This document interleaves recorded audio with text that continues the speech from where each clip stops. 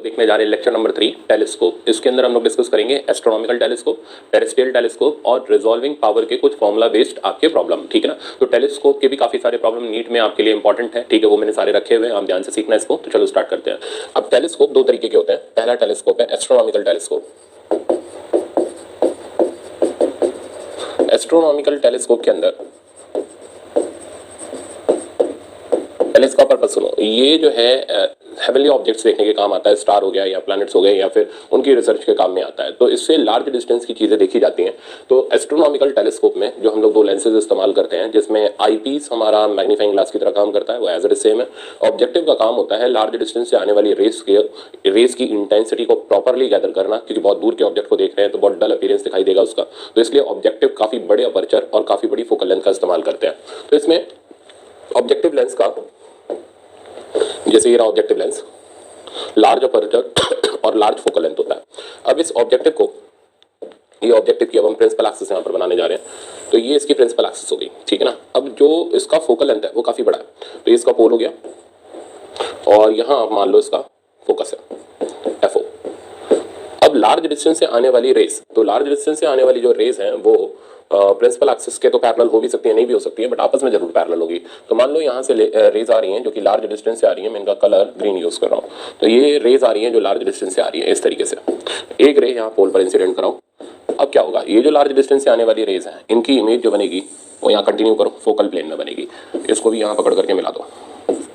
तो ये वो जगह है जहां इसकी इमेज का फॉर्मेशन हो रहा है इस तरीके से। इस इमेज का नाम हम कर ले रहे हैं वही as it is a dash b dash.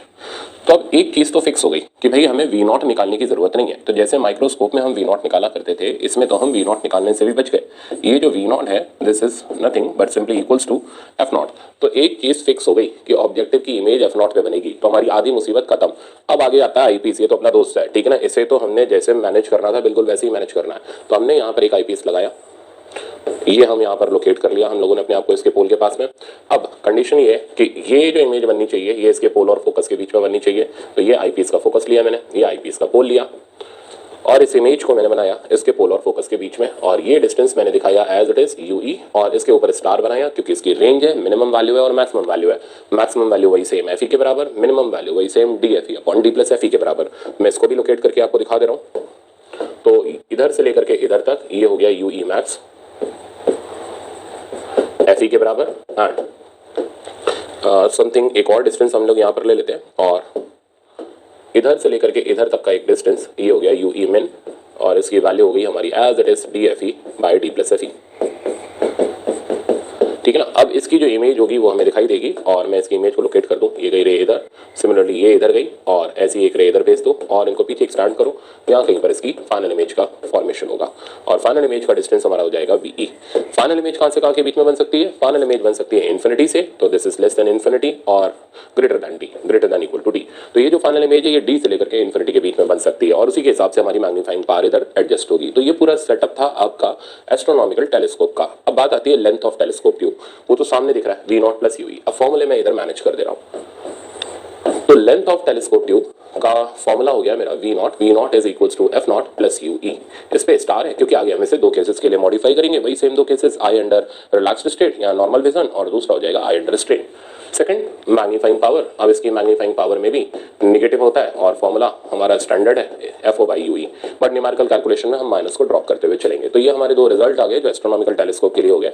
अब इसके दो स्पेशल केसेस, अब उसका हमें डायग्राम बनाने की जरूरत नहीं है, हम डायरेक्ट लिख सकते हैं। तो केस नंबर 1 ये है नॉर्मल एडजस्टमेंट। नॉर्मल एडजस्टमेंट में अब वापस से ये पूरा सिस्टम फिर से शुरू हो जाएगा। तो नॉर्मल एडजस्टमेंट में कौन सी चीज कहाँ बनती है? तो फाइनल इमेज इन्फिनिटी पर बनती है, यू ई मैक्सिमम होता है और ये फिर से वही एफ ई के बराबर हो गया। लेंथ ऑफ ट्यूब मैक्सिमम होती है और F O plus F E हो गया। मैग्नीफाइंग पावर मिनिमम होती है, अब मैं इसका मैग्नीट्यूड लिख रहा हूँ, आप यहाँ पे ध्यान देना, और इसकी मिनिमम वैल्यू हो गई F O by F E, ठीक है ना। तो ये हो गया नॉर्मल एडजस्टमेंट का फॉर्मूला। अब इसी तरीके से दूसरा आता है आई अंडर स्ट्रेन, वो भी हम इधर पैरेलल में लिख लेते हैं। तो केस नंबर 2 आई अंडर स्ट्रेन। तो आई अंडर स्ट्रेन में क्या है कि फाइनल इमेज जो बन रही है वो डी पर बन रही है। ऐसा तब हो रहा है जब ऑब्जेक्ट डिस्टेंस मिनिमम है और इसकी मिनिमम वैल्यू वही same F O plus D F E by D plus F E.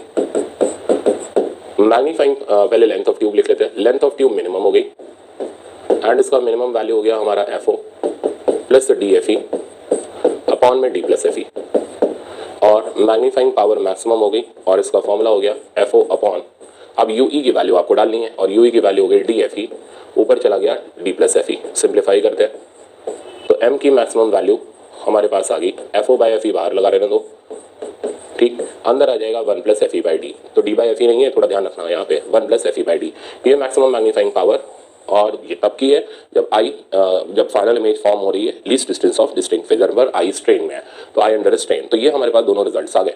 अब मोस्टली इसमें भी वही सवाल होते हैं, ये दे रखा होता है, ये पूछा गया होता है, डिवाइड कर लो, तो डिवाइड करोगे तो magnifying power in normal adjustment by magnifying power in eye under strain, तो डिवीजन करने पर हमारे पास जो रेशियो आएगा वो एज इट इज सेम आएगा जो माइक्रोस्कोप के अंदर हमने लिया था, तो रिजल्ट आ जाएगा हमारे पास D upon D plus F E. तो ये हमारे लिए मतलब वरदान हो गया, बहुत ही ज़्यादा सिंपल हो गया कि अगर एक का मैग्नीफाइंग पावर दे रखा है किसी भी एडजस्टमेंट का, तो दूसरे एडजस्टमेंट का निकालने के लिए हमें सिर्फ एफई की जरूरत है और कुछ नहीं चाहिए, उसके बाद हम सवाल को सॉल्व कर सकते हैं।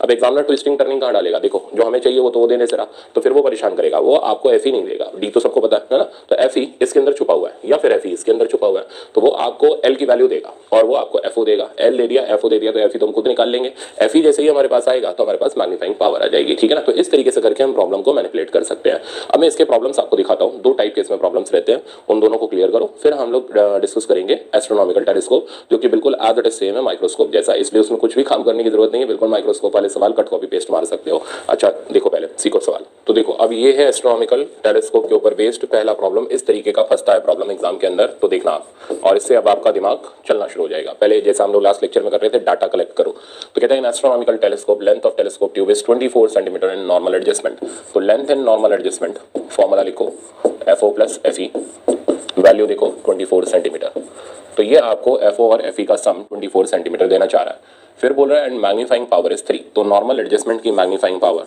आपको 3 दे रखी है, फॉर्मूला लिखो एफओ बाई एफई और वैल्यू हो गई 3।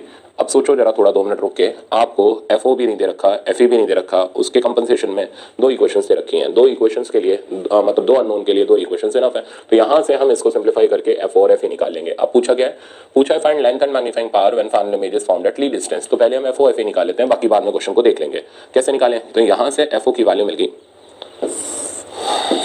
एफओ की वैल्यू मिल गई 3 एफई, इस चीज़ को उठा के ऊपर सब्स्टिट्यूट कर दो, तो एफओ की जगह 3 एफई डाला तो रिजल्ट मिला, तो ये वैल्यू अब हम यहाँ पर सब्स्टिट्यूट कर रहे हैं, तो मिला 3 F E plus F E equals to 24, यहाँ से आ गया 4 एफई इक्वल्स टू 24, और मेरे पास एफई की वैल्यू आ गई 24/4 यानी 6, तो एफ ई आ गया मेरे पास 6, एफ ओ की वैल्यू अगर मैं यहाँ से निकालूं तो एफ ओ की वैल्यू बेटा अपने पास आ जाएगी 6 × 3 कर लो, ये आ गया 18 सेंटीमीटर। तो मेरे पास दोनों लेंसेज की फोकल लेंथ आ चुकी है which is 6 centimetre and 18 centimetre. अब हम आते हैं इसकी मैग्नीफाइंग पावर और लेंथ पर, तो लेंथ इन स्ट्रेन का फॉर्मूला हो गया F O plus D F E upon D plus F E. अब सिंप्लीफाई कर लेते हैं, एफ ओ हम निकाल चुके 18, डी हमें ऑलरेडी पता है 25 इंटू एफ ई का वैल्यू मेरे पास हो गया 6 divided by D plus F ई यानी 31। तो अब इस रिजल्ट को और वर्कआउट करते हैं, तो 18 प्लस ये हो गया तकरीबन 150 डिवाइडेड बाय 31। अब देखो इतना सीरियस होने की इसमें जरूरत है नहीं, तो 30 से डिवाइड मार लो, नियर बाय 5 आ जाएगा, तो 31 से डिवाइड मारोगे तो 5 से थोड़ा सा कम आएगा, तो ये तकरीबन 4.9 के आसपास बनेगा। तो लेंथ जो आ जाएगी ये आ जाएगी 22.9 सेंटीमीटर। हो गया ना काम खत्म। अब हम मैग्नीफाइंग पावर पर आते हैं। मैग्नीफाइंग पावर जो हमें निकालनी है आई अंडर स्ट्रेन की निकालनी है, फॉर्मूला लगाओ, तो फॉर्मूला हो गया F O by F E times 1 plus F E by D. तो एक तो चॉइस ही है, बट क्योंकि मेरे को मैग्नीफाइंग पावर नॉर्मल एडजस्टमेंट की दे रखी है और मेरे को मैग्नीफाइंग पावर स्ट्रेन की पूछी गई है, तो मैं तो एक ही काम करूंगा, डिवाइड मार लूंगा, मेरे लिए ज़्यादा फायदेमंद वो है। तो magnifying power in normal adjustment by magnifying power in eye under strain का वैल्यू हो गया हमारा, फॉर्मूला लगाया हमने D upon D plus F E. तो है ये फॉर्मूला बेस्ड, बस आपको इसी तरीके से प्रैक्टिस करनी है। तो नॉर्मल एडजस्टमेंट का मैग्नीफाइंग पावर मेरे पास आ गया 3 और स्ट्रेन का मैग्नीफाइंग पावर हमें निकालना है, एम एस टी डाल दिया, इधर आ गया बेटा 25, नीचे आ गया 25 प्लस एफ ई कितना था 6 था, तो 31 आ गया। तो एम एस टी का वैल्यू हो गया 93 डिवाइडेड बाय 25। तो ये आ गया मैग्नीफाइंग पावर जब आई अंडर स्ट्रेन थी। तो मेरे ख्याल से अब आपको आसानी से समझ आ गया होगा कि कैसे करके हमने प्रॉब्लम को मैनेज किया। एक प्रॉब्लम हम और देखते हैं, वो भी इसी तरीके का होगा। अच्छी तरीके से सीख लो टेक्निक, यही काम आनी और इसी तरीके से आपको बार बार सवाल की प्रैक्टिस करनी है, ठीक है ना। अब नेक्स्ट प्रॉब्लम पर मैं ले चल रहा हूँ। ये प्रॉब्लम है, इसमें बोला है astronomical telescope, length of telescope, फिर से आप डाटा स्कैन करो, length of telescope tube when final image is formed at least distance is 112.5। तो लीस्ट डिस्टेंस यानी स्ट्रेन का केस हो गया और लेंथ ऑफ ट्यूब का फॉर्मूला लगाओ F0 plus DFE upon D plus FE is equals to 112.5। आगे बोल रहे हैं focal length of objective is 100। तो चलो भाई FO मिल गया हमें 100 सेंटीमीटर। अब क्या करना चाहिए वो तो सबको पता है, FO डालो और यहाँ से FE निकालो, फिर देख लेंगे क्या करना है। तो यहाँ पर हम FO की वैल्यू डालते हैं, देखते हैं कितना आता है। तो FO 100 प्लस ये मैं यहाँ सब्स्टिट्यूट कर रहा हूँ DFE by D plus FE is equals to 112.5। Okay, simplify करें तो यहाँ पर बचा 12.5। तो DFE upon D plus FE का वैल्यू हो गया बेटा अपने पास 12.5। अब वैल्यू डाल देते हैं D का वैल्यू हो गया 25 FE by 25 plus FE equals to 12.5। अब सिंप्लीफाई करो, ये यहाँ से गया 2 बचा। अब बाकी सब चीज़ें राइट साइड पर ले जाते हैं। तो ट्वाइस ऑफ FE, ये 2 ऊपर चला गया, इसको यहाँ खसका के लगाऊं तो ये 2 बचा। तो अब रिजल्ट बचा बेटा अपने पास 2FE upon 25 plus FE equals to 1। तो इसको राइट साइड पे लाते हैं तो 2FE equals to 25 plus FE और यहाँ से मेरे पास FE का वैल्यू भी आ गया विच इज़ 25 सेंटीमीटर। अब तो जो चाहिए सो पूछो, क्योंकि FO भी पता है हमें ऑलरेडी और FE की वैल्यू भी हमें पता है, तो अब हम सब कुछ बता सकते हैं। अब पहला सवाल है, we have to find out magnifying power when final image is at infinity, यानी मैग्नीफाइंग पावर नॉर्मल एडजस्टमेंट की लेनी है। तो ये बहुत आसान हो गया हमारे लिए, FO बाई FE। तो FO हो गया 100, FE हो गया 25, आंसर आ गया 4, है ना। तो कितना आसान है टेलीस्कोप, और आपके नीट एग्जाम के लिए मोस्ट इंपॉर्टेंट भी यही है। सेकंड, अब हम निकालते हैं magnifying power in eye under strain.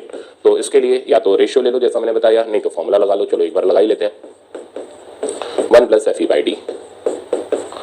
तो FO by FE which is 100 by 25 times 1 plus FE by D यानी 25 बाई 25। अब देखो कितना इजी है, यहाँ बाहर बचा मेरे पास 4 और अंदर बचा मेरे पास 1 प्लस 1 यानी 2, आंसर आ गया मेरे पास 8।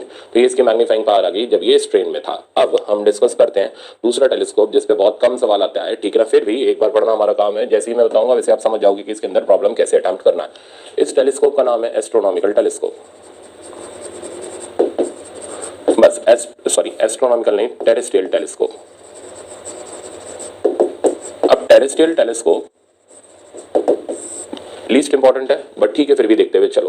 टेरेस्ट्रियल टेलीस्कोप, टेरेस्ट्रियल यानी अर्थ के ऊपर के ही ऑब्जेक्ट देखने के काम में आता है। जैसे वो बाहुबली वाली पिक्चर नहीं थी जिसमें उसका वो पिताजी क्या नाम था उसका, लाल देव, जब वो देख रहा था टेलीस्कोप, तो वो टेलीस्कोप से जब देख रहा था तो टेलीस्कोप कौन सा था, वो था एस्ट्रोनॉमिकल टेलीस्कोप। तो ये टेरेस्ट्रियल टेलीस्कोप, क्योंकि वो देख रहा था अर्थ के ऊपर के ही ऑब्जेक्ट को, ठीक है ना। तो टेरेस्ट्रियल टेलीस्कोप जो होता है इसका यूज करते हैं अर्थ के ऊपर के ऑब्जेक्ट्स को देखने के लिए, मतलब जो इतने ज्यादा दूरी पर नहीं होते जितने दूरी पर स्टार और प्लैनेट वगैरह है। तो इनको देखने के लिए हम लोग यहाँ पर यूज करते हैं, सेम प्रिंसिपल है। एक ऑब्जेक्टिव लगाया, बस अंतर इतना होता है कि रेस जो है वो इनफाइनाइट डिस्टेंस से नहीं आ रही, वो आ रही है फाइनाइट डिस्टेंस से, और ये finite distance is nothing but U0। अब U0 से आने वाली रेस की इमेज बनी और समथिंग इधर इमेज बनी जाके A' B'। कितना सिंपल रे डायग्राम है देखो, है ना।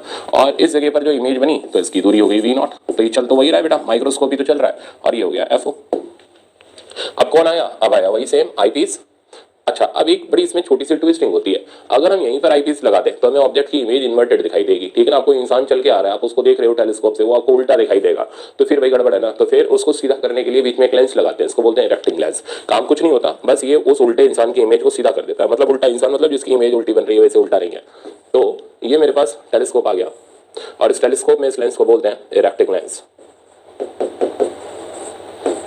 इस इरेक्टिंग लेंस का कुछ खास काम नहीं, बस इसका सिर्फ और सिर्फ एक काम इन्वर्टेड इमेज को इरेक्ट बना देना। तो इसकी फोकल लेंथ f ले लेते हैं और हम इसे इसके 2f पर एडजस्ट करते हैं जिससे कोई मैग्नीफिकेशन में चेंजेस ना आए, और फाइनली इसकी इमेज भी हमें इधर 2f पर ही मिल जाती है, बस ये ऐसे मिल जाती है। तो ये हो गया बेटा A'' B''। रे डायग्राम लोगे तो ये इस तरीके से इसकी रे यहाँ फॉर्म हो गई। अब आता है लास्ट में आईपीस। अब आईपीस के लिए तो भाई वही कहानी मशहूर है कि जो यहाँ पर आप देख रहे हो, और ये जो बनना चाहिए ये इसके फोकस और पोल के बीच में आ जाना चाहिए। तो ठीक है, हमने एडजस्ट कर दिया इसको पोल ऑफ आई पीस से फोकस ऑफ आई पीस के बीच में, and this distance now becomes UV. लगा दो स्टार। अब ये स्टार यहाँ पर हमें इंडिकेट करेगा कि इसकी रेंज है मैक्सिमम वैल्यू एफ ई के बराबर, मिनिमम आप जानते हो D F E upon D plus F E. अब बस छोटा सा ट्विस्ट आ गया। ट्विस्ट ये आ गया कि इसके अंदर जो लेंथ ऑफ ट्यूब है वो ऑब्जेक्टिव से आई पीस तक का जो डिस्टेंस होती है वो थोड़ी बढ़ गई है ना, और ये लेंथ ऑफ ट्यूब अब कितनी हो गई, चलो चेक करते हैं। वी नॉट प्लस हमारे पास आ गया 4f अगर इरेक्टिंग लेंस लगाए, और अगर इरेक्टिंग लेंस नहीं लगा, बोला नहीं गया उसके बारे में, तो आप स्किप कर दो और आप सीधे सीधे इसको माइक्रोस्कोप की तरह डील करो। 4f प्लस हमारे पास आ गया लास्ट में यूई, और यूई के ऊपर स्टार है। अब हमें चाहिए इसकी मैग्नीफाइंग पावर के फॉर्मूले, तो वो तो अपने वही सिंपल फॉर्मूले हैं। तो मैग्नीफाइंग पावर नॉर्मल एडजस्टमेंट की बिल्कुल सेम माइक्रोस्कोप जैसी, और वो गई V naught by U naught into D by F E, ठीक है ना। तो ये हमारे पास आ गया नॉर्मल एडजस्टमेंट का मैग्नीफाइंग पावर। नॉर्मल एडजस्टमेंट में लेंथ, इसकी वैल्यू मेरे पास होगी V naught plus F E. दूसरा, अब देख रहे हो ना, बिल्कुल एज इट इज फॉर्मूला जैसा माइक्रोस्कोप में आपने किया वही सवाल सेम इसमें रिपीट मार लो, एग्जैक्टली वही सवाल इसके अंदर बन जाएगा। बस अंतर इसमें, उसमें ऑब्जेक्ट पास होता था, इसमें थोड़ा सा दूर हो गया और कुछ फर्क नहीं पड़ा। दूसरा हमारे पास आया magnifying power eye under strain की, सेम एज इट इज, कुछ चेंजेस नहीं, V naught by U naught into 1 plus D by F E. फिर हमारे पास लेंथ आ जाती है स्ट्रेन की, लेंथ स्ट्रेन में आ जाती है हमारे पास कितनी, वी नॉट प्लस, अच्छा मैंने इसमें 4f वाला पार्ट ऐड नहीं किया, मतलब मैं मान करके चल रहा हूं कि इसमें रेक्टिंग लेंस नहीं लगाया गया, बट आप लगा सकते हो। तो मैं इधर 4f लगा दे रहा हूं और इसको मैं अंडरलाइन कर दे रहा हूं कि सिचुएशन देख करके अगर है तो लगाओ, नहीं है तो छोड़ देना। वी नॉट प्लस, पहले इसको निपटते हैं, D F E upon D plus F ई, ये बिल्कुल माइक्रोस्कोप जैसा हो गया। अब यहाँ पर प्लस 4f कर लो और इसके नीचे यहाँ लाइन बना लो, अगर है तो लगाओ, नहीं है तो छोड़ दो। अब दोनों का रेशियो, तो मैग्नीफाइंग पावर नॉर्मल एडजस्टमेंट की बाय मैग्नीफाइंग पावर स्ट्रेन की, तो इसने तो वही कसम खा रखी है कि हम तो नहीं बदलेंगे, तो ये तो वही है D upon D plus F E, ठीक है ना। तो इसका रिजल्ट हमारे पास चेंज नहीं हुआ, ये एज इट इज वही आ रहा है D upon D plus F E, और फॉर्मूलों के अंदर कोई चेंजेस नहीं है, सब कुछ एज इट इज जैसे आप माइक्रोस्कोप में अप्लाई कर रहे थे बिल्कुल वैसे ही आपको अप्लाई करना है, ठीक है ना। अब क्योंकि बहुत कम सवाल इसके अंदर आते हैं तो कोई चांसेस नहीं, इसलिए हमें इतना ज्यादा इसमें इमोशनल नहीं होना। आना आपका एस्ट्रोनॉमिकल टेलीस्कोप है। अच्छा, अब आप दो छोटे छोटे फॉर्मूले देखो, ये फॉर्मूला भी याद करना है आपको और इस पर फॉर्मूला बेस्ड एप्लीकेशन देखना है। तो रिजॉल्विंग पावर, अब रिजॉल्विंग पावर के लिए आपको याद हो, मैंने आपको रिलेट क्राइटेरिया का एक लेक्चर दिया था, उस लेक्चर को देख करके आप इसको आगे बढ़ना। रिजॉल्विंग पावर ऑफ माइक्रोस्कोप या टेलीस्कोप या कोई भी optical instrument inverse of RL, RL मतलब limit of resolution. Limit of resolution दो ऑब्जेक्ट्स के बीच का वो मिनिमम सेपरेशन होता था जहां इनकी इमेजेस, जैसे ये O1 था, ये O2 था, और ये हम लोगों ने पढ़ा था वहां पर वेव के अंदर। तो जब दो ऑब्जेक्ट के बीच, अच्छा ये हो गया लिमिट ऑफ रेजोल्यूशन, इसको बोलेंगे एंगुलर लिमिट ऑफ रेजोल्यूशन, जब दोनों की इमेजेस जस्ट रिजॉल्व है। तो O2 की इमेज I2, इधर I1, और जस्ट रिजॉल्व बेटा कब होती है, जस्ट रिजॉल्व तब होती है जब एक का सेंट्रल मैक्सिमा दूसरे के फर्स्ट मिनिमा के ऊपर लाई करे। तो इसका सेंट्रल मैक्सिमा इसके फर्स्ट मिनिमा के ऊपर जब लाई करेगा तो हम बोलेंगे जस्ट रिजॉल्व है। तो ये जो डी नॉट है, this D not is called limit of resolution, या फिर आप इसको बोल सकते हो RL या रिजॉल्विंग लिमिट, और इसको हम लोग डिनोट करेंगे शॉर्टकट में RL से। थीटा नॉट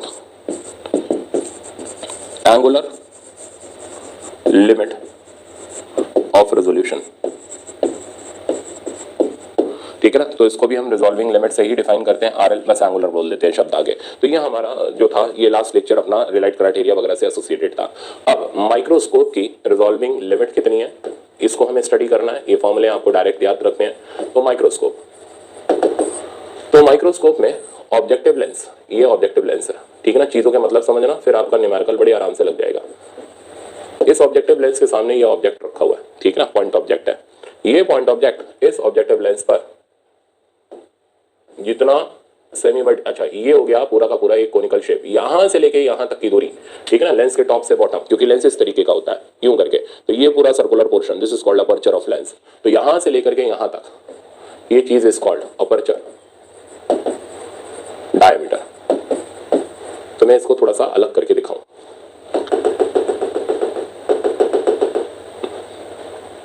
ठीक है, इसको मैं यहां पर दिखा रहा हूं। तो this thing is called aperture diameter, and यहां से लेके यहां तक इज कॉल्ड R यानी aperture radius. And this angle is semi vertical angle theta. ठीक, तो अब किसी माइक्रोस्कोप की रिजॉल्विंग लिमिट आर एल का फॉर्मूला होता है 1 पॉइंट, ये आपको याद रखना है, 2 lambda by 2 mu sine theta. अब इसमें कौन सी चीज क्या है वो मैं एक साथ लिख दूंगा, और रिजॉल्विंग पावर का फॉर्मूला होता है 2 mu sine theta by 1.22 lambda. अब इसमें चीजों के मतलब समझो। म्यू होता है refractive index of medium between object and objective. तो ऑब्जेक्ट और ऑब्जेक्टिव के बीच में कौन सा मीडियम इस्तेमाल किया जा रहा है, जैसे वो स्लाइड यूज करते हैं ना माइक्रोस्कोप के अंदर, स्लाइड के अंदर कौन सा हम लोगों ने मीडियम इस्तेमाल किया है, वो ये म्यू इंडिकेट करता है। तो म्यू होता है refractive index of medium between object and objective. Theta, theta आपको पता ही चल गया, थीटा वो सेमी वर्टिकल एंगल है।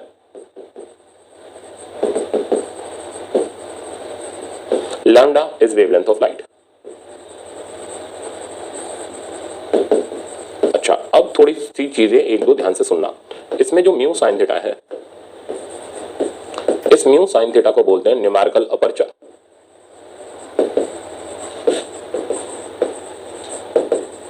और शॉर्टकट में इसको NA से डिनोट करते हैं। न्यूमेरिकल अपर्चर और कुछ नहीं होता, यह अपर्चर रेडियस होता है। तो अपर्चर रेडियस आर ही न्यूमेरिकल अपर्चर कहलाता है, NA कहलाता है, और इसका फॉर्मूला, इसका वैल्यू होता है म्यू साइन थीटा। तो फिर अपर्चर डायमीटर जो होता है इसका वैल्यू होता है 2 म्यू साइन थीटा। तो माइक्रोस्कोप के रिजॉल्विंग पावर में ये जो 2 म्यू साइन थीटा वाला टर्म है, ये हो गया यहां से यहां तक का दूरी, ठीक है ना, और म्यू साइन थीटा हो गया यहां से यहां तक का गैप, यानी न्यूमेरिकल अपर्चर। तो ये हमारे पास उसकी न्यूमेरिकल वैल्यूज आ गई। लैम्डा यहाँ वेवलेंथ ऑफ लाइट को बोलते हैं, न्यूमेरिकल भी हम एक साथ देख लेंगे। अब हम आते हैं टेलीस्कोप पर। अब टेलीस्कोप की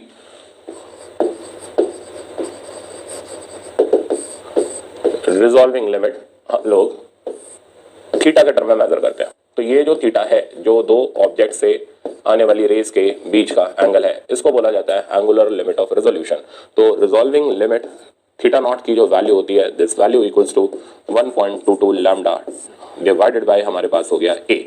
अब इसमें कौन कौन क्या क्या चीज है, लैम्डा वही सेम वेवलेंथ ऑफ लाइट है, बस एक। अच्छा, ए के बारे में अभी मैं बताता हूँ, फिलहाल पहले मैं दूसरा फॉर्मूला लेता हूँ। तो रिजॉल्विंग पावर का फॉर्मूला उल्टा कर दो, ए अपॉन 1.22 लैम्डा।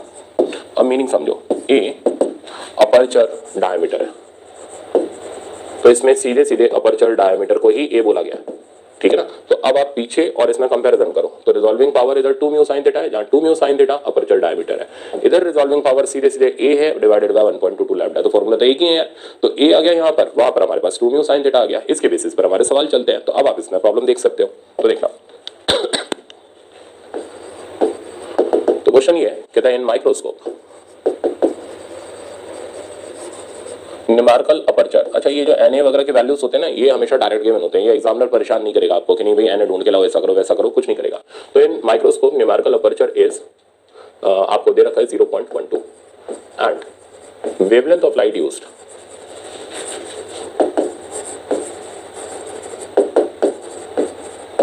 Is 600 nanometre. और आपको फाइंड आउट करना है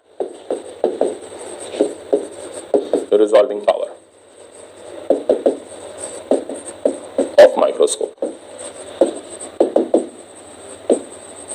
ठीक, तो रिजॉल्विंग पावर ऑफ माइक्रोस्कोप आपको निकालना है। ये सिंपल फॉर्मूला बेस्ड सवाल हो गया, लगाओ फॉर्मूला।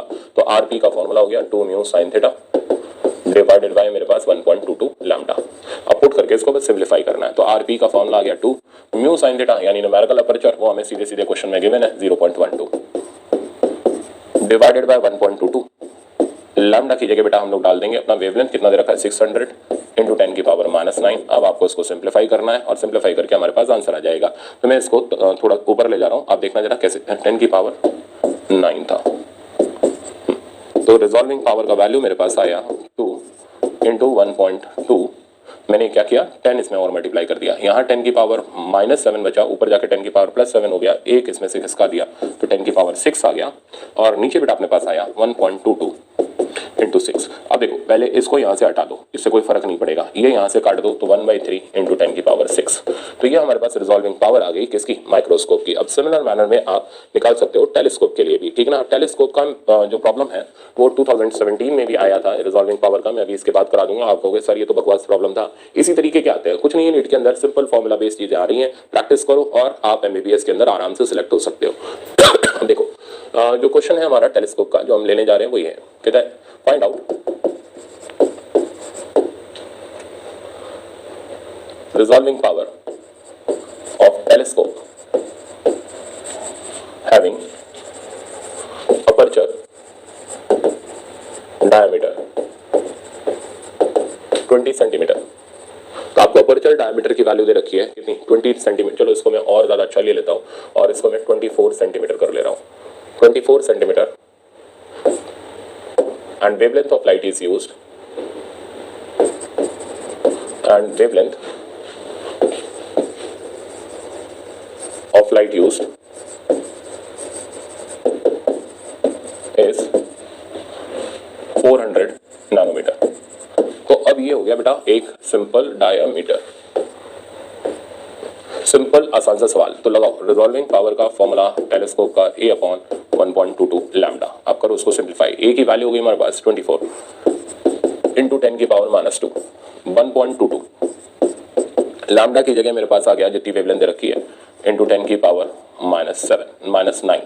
अब यहाँ बचा 7 और इसको आप बिल्कुल ऊपर उड़ा ले जाओ तो 24/1.2 में एक 2 खिसका दे रहा हूँ, मेरे को जरूरत नहीं है उसकी, इतने में हमारा कैलकुलेशन हो जाएगा। इंटू 1/4। अच्छा अब 10 की पावर में नीचे आया -7, ऊपर चला गया और 5 बचा, तो इसको आप उड़ाओगे 12 2 या 24, 20 बचेगा, 4 5 या 20, तो 5 इंटू 10 की पावर 5। तो रिजॉल्विंग पावर हमारे पास टेलीस्कोप की आ गई 5 इंटू 10 की पावर 5। एक और प्रॉब्लम देखो जो नीट का प्रॉब्लम था वो ये था, कहता है फाइंड आउट, क्वेश्चन है find out ratio of resolving power of telescope for 2 different wavelength of light used, lambda 1 equals to 4000 angstrom and lambda 2 equals to 6000 angstrom।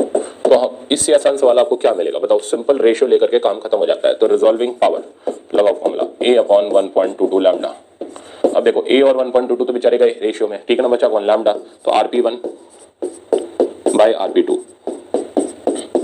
Lambda 2 by lambda 1, और lambda 2 की value हो गई 6000, lambda 1 की value हो गई 4000। Answer हो गया 3:2। तो मेरे ख्याल से बच्चों अब आपको आराम से ऑप्टिकल इंस्ट्रूमेंट क्लियर हो गया होगा कि किस तरीके से करके आपको सवाल लगाने हैं। अब आप बस प्रैक्टिस करो और इसके अंदर 4 नंबर आपको 100% मिलेंगे, ठीक है ना। चलो अब हम मूव करेंगे नेक्स्ट टॉपिक की तरफ। Thank you so much.